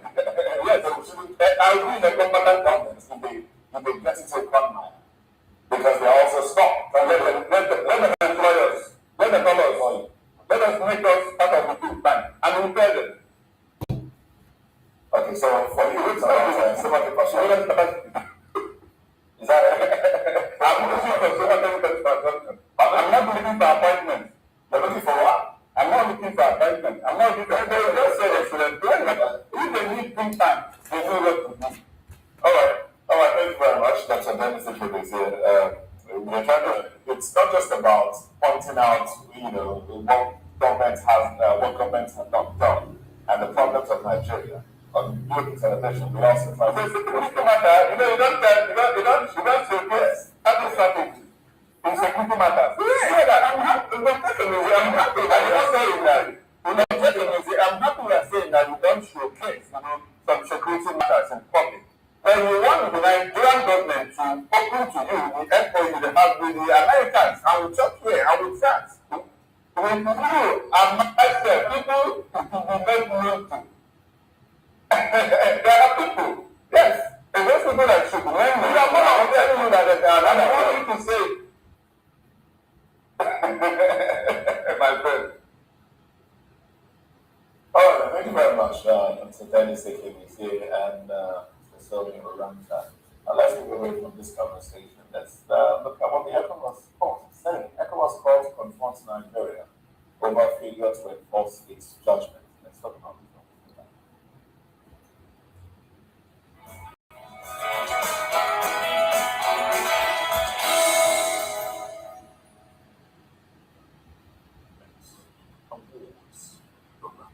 Stakeholders on the now, ECOWAS is saying, look, we have given you all this things, especially when it comes to human rights issues. But you're flouting it. Nigeria, a member of ECOWAS, flouting documents from ECOWAS court. What are the implications of this? Nigeria is not just an ordinary member of ECOWAS. It's a very powerful member of ECOWAS. Nigeria is like the United States in all organizations like United Nations, like the World Bank and all that. That is what Nigeria is. Very just recently, our president, Bola Ahmed Tinubu, was the head of ECOWAS. And Nigeria is in a guide that we are constantly or we will constantly flouting orders of the court. It shows that it's a country we are preparing the state for anarchy within the ECOWAS region, same thing within the nation. But I'm not surprised because we do it here with most clean limits. They just abandon. They decided to repeat the one they will respect what they will not. And even the courts in Nigeria, most of them do not make pronouncements that are clear and concise. They make it so ambiguous so that the court is supposed to interpret. But the court now ends up in Nigeria making the judgment so shrouded in several layers that they need to go back to another court to court wants to move. And those who are taking where the others are voted against will decide to abandon it and nothing happens. So we are not showing leadership. I was going to say that, especially for a country that prides itself as the big brother of Africa, what does this even say about our image? It's a very badly behaved big brother that we are. I'm taking it out. But I'm very bad because democracy tries on the back of rule of law. It's law that we need, not human beings, not individuals, not government. Because government will come and go, but the law remains. It's the last week of the common man. Today in Nigeria, the judiciary seems to be the last week of the rich man, or the well-off, or the bourgeois. And you see, when we begin to act the way we are doing, we are seeing a very, very bad signal. No country that makes onion, we want to do business with us. No businessman who makes this money, genuinely, we come to a country where the judiciary, where the government flouts court order. But because if you have a problem with a state government or with an individual that is based on connecting, that is why we have big case ministers in Nigeria. Mr. Rantra, we listen to already further the status of Nigeria in West Africa. Is Nigeria still the big brother of West Africa? I have a question in the light of the fact that if you look at when the international rating agencies put out data and statistics there, they talk about nations that are very well corrupt, and Nigeria is nested with countries like Senegal, Gambia, South Sudan. When they talk about poverty, Nigeria is nested with countries like, some poor West African countries. And when international officers, when they wanted to the head office, they bypassed Nigeria and went to Ghana. When the PAC wanted a head office, they bypassed Nigeria and went find a way to make Naira, the rate our Naira without women, house brand, and all of that. And we have big corporations leaving Nigeria and selling their headquarters in Ghana for their West African and South African operations. This Nigeria is still big brother West Africa. Did you notice that maybe on the substance? Did you notice that there's no longer big brother Africa? Nigeria is supposed to be big brother to the whole Africa. I don't know big brother Africa is big brother Nigeria. But on the serious note, we are not big brother of anything anymore. Okay. But we have there was when that used to be. When can you go to Nigeria when the Naira has weight? It's stronger, it used to be stronger than the American dollar. When the two passport made everything. Who the hell are millions of people? Criminals as well as you occupying elevated positions. And even the action they take. See, when you keep telling people that we respect the sovereignty of the people. If you do not, example, a housewife married, if you come out and you let the world know that your husband is useless, don't care, you actually reveal the cover. The respect they are giving you, it's not just they are giving you respect because there is someone that's an authority that is covering you. So those people who are in few of them in government positions, they act as if people don't matter. They actually messing themselves up because you know that these people don't have the backing of their own people. So they're just on their own. That is why there's a dearth of leadership. What you have is a sort of act of occupation, kind of premier in power. So that is why the world is letting us go on different counts. And they're not ashamed. In fact, one of the laws, Mr. Ransa, one of the laws that the ECOWAS court is asking Nigeria to repeal is the Kano blasphemy law, which prescribes death penalty for anybody who insults Prophet Muhammad. And so ECOWAS court's argument is that this is against fundamental human rights and all of that. But even back here in Nigeria, within Nigeria, Sharia law is also being tried to be implemented in some states that are not predominantly Muslims. What do you say to this? I want to say something before I was distracted. When Donald Trump was addressing, one of the summits, he said that he was talking about Greenland and some countries in Europe were trying to. So the two guys have to support us. If not for America, that all of you, or most of you, are speaking German or Japanese. If not for this American intervention, some of us, maybe all of us, will be compelled to abandon whatever the job we have and follow a particular one by force of arm. I don't know what's happening in Nigeria. When this problem was coming, we said, look, you cannot do Muslim tickets. We said, no, it doesn't matter. But look at what they're taking us to. For the first time in Nigerian history, for even being civil war, it was not based that another country will come and hit targets in Nigeria that American soldiers will have boots on ground in our country. So, we better act now.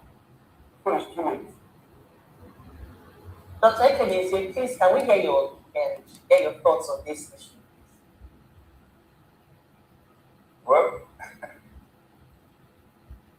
I think we know the difference between death and bread. Let me take that another. We don't go in the past. Cowards. Soldiers were fantastic. But today, where are we? Well, first we are arguing about political will or non-political will. I want to go back also to I make technical glitch that American wonder in 2003 election.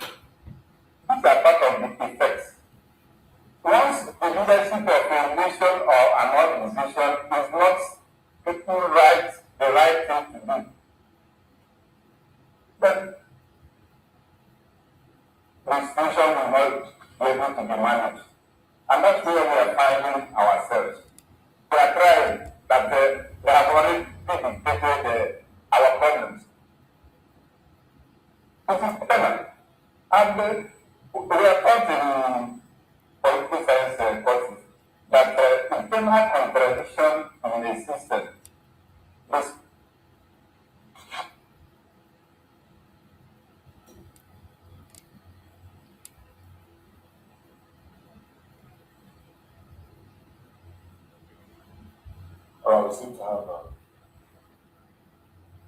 we seem to have lost audio to Dr. Dennis here.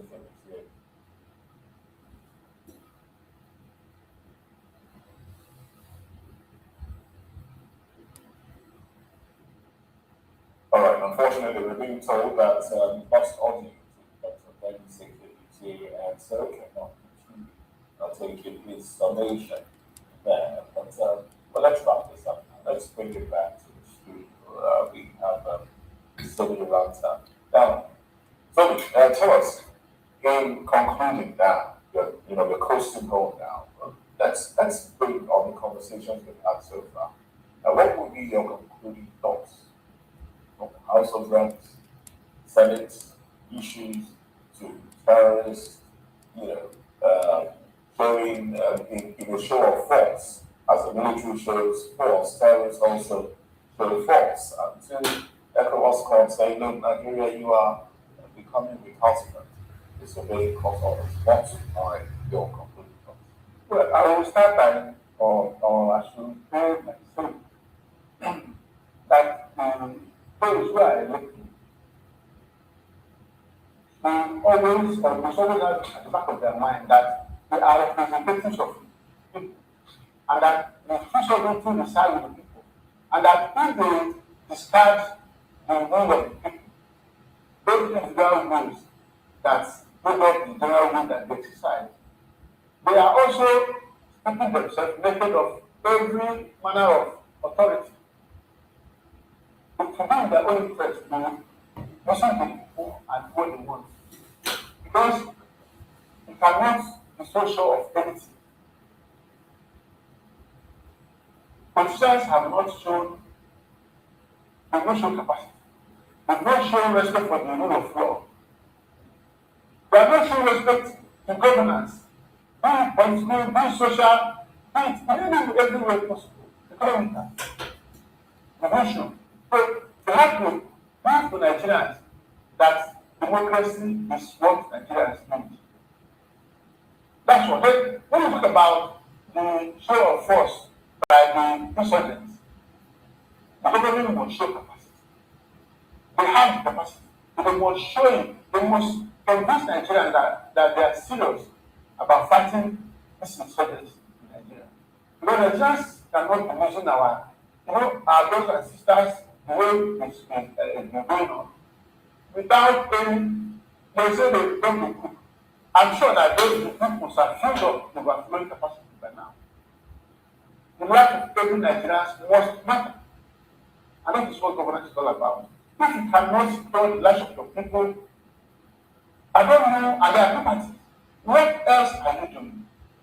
What else are you doing? To say just to say blind that I'm in power, it's not enough. You must show that.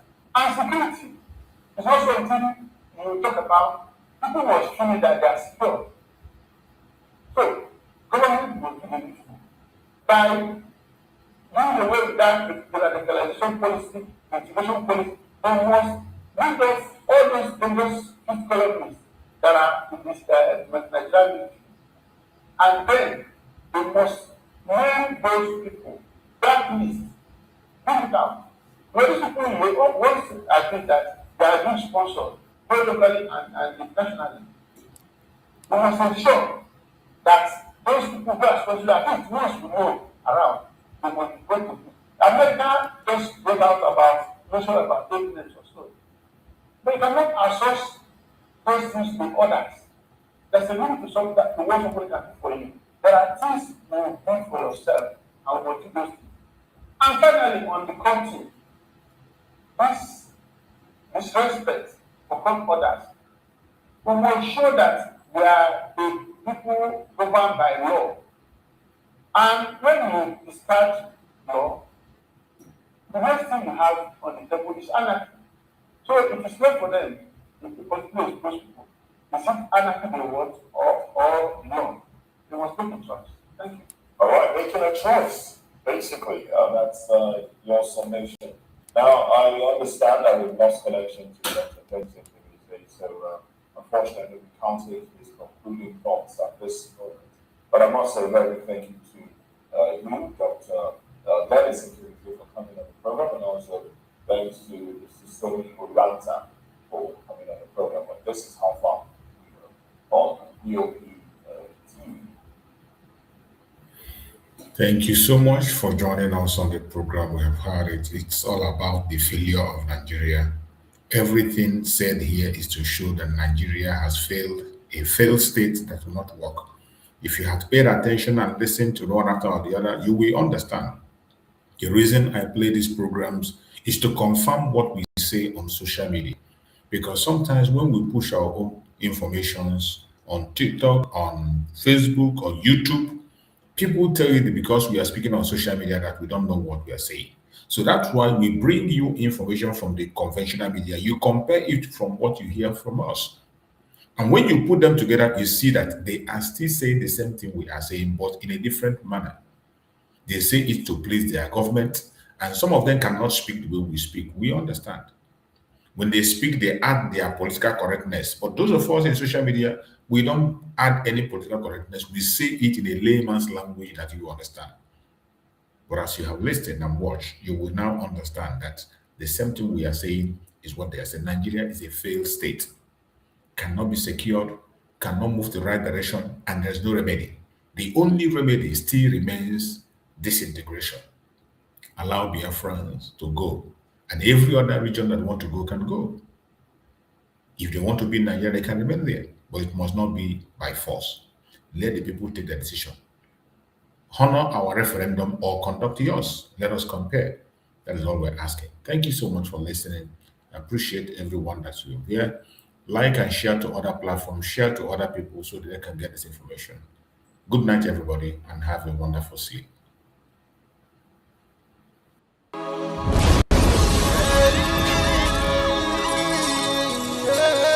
This is from Biafrans Got Talent. We are letting Biafrans know the reason why we should remember those who gave their lives for us, those who died, that we may live. You died to end my suffering. You died fighting for my freedom.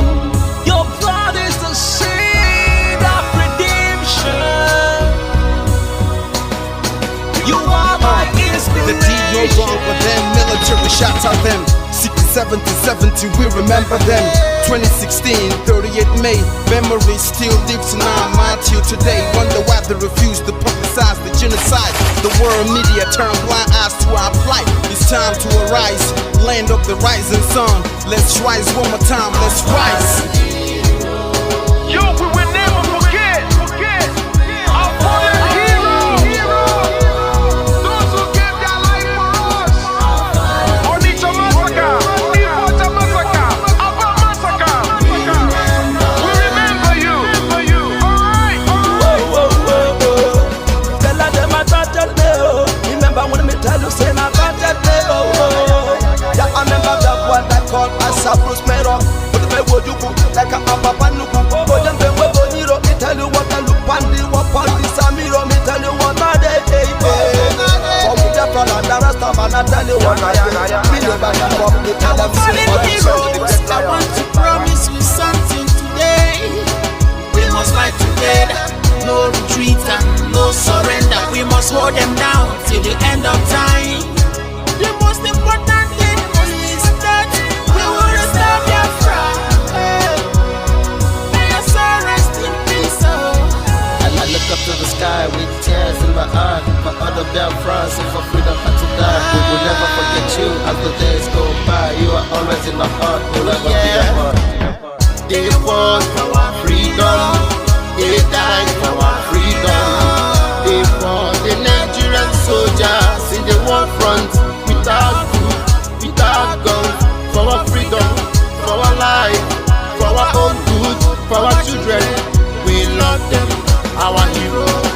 My heart bleeds when I saw them slain. Where will I be now if not then? They will remain indelible in my heart forever, forever, forever, and ever, and ever, and ever.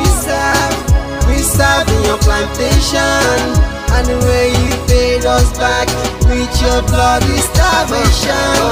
We bled in our history that the death of my people is a mystery. No going back to get to a victory.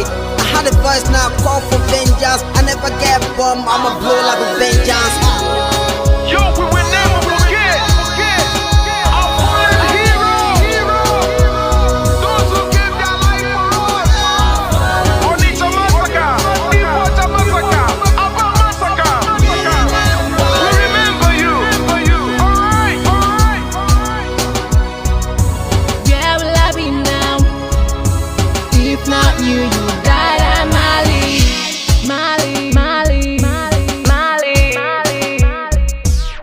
They were starved to death because of our freedom, and they paid the debt for our freedom. Flag high for those that died in the genocide, fighting for you and I. There is pain in the heart, we bleeding inside, tears in the eyes, so I'm falling heroes. This is for my fallen heroes. Give them motivation, people. It's like I'm looking at myself in the mirror. Cause to be a cast, I need to be a nurse. If we did not retire, They paid the ultimate price. They died for the freedom of unborn child. We live for the legacy. Yo, we will never forget our fallen heroes. Onitsha massacre, Ipocha massacre, Aba massacre. We remember you. Alright. Yo, we will never forget our fallen heroes. Onitsha massacre, Ipocha massacre, Aba massacre. We remember you. Alright. Yeah, put the flag in the air. Never be afraid. March on, cause we are more than conquerors. Yeah, you know what it is. I'm looking at myself in We the must mirror. revenge, and we must stand to represent